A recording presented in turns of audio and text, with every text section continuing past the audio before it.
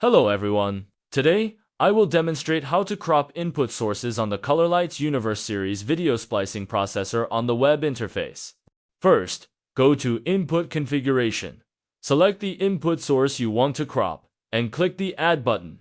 Click the preview window to manually drag and adjust the size and position, or enter exact coordinates to crop more precisely. Once done, the input source is cropped. You can also rename the cropped source or delete the current crop. Let's crop the same input source again to the desired crop position and size. A scissor icon will appear on the cropped area, indicating the crop is active. Next, click Screen Management, and in the input source list, you will see the cropped versions marked with a scissor icon in the upper left corner.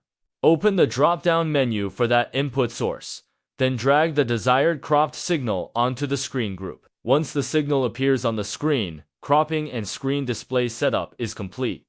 Next, let's look at how to modify the EDID settings for an input signal.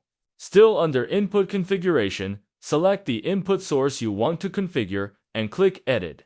Here, you'll see the current EDID details of the signal source, including resolution, frame rate, color depth, color format, signal standard, and pixel clock. Below that, you will find a list of commonly used EDID presets provided by the system, which can be applied directly with one click. You can also create a custom EDID by adjusting the resolution, frame rate,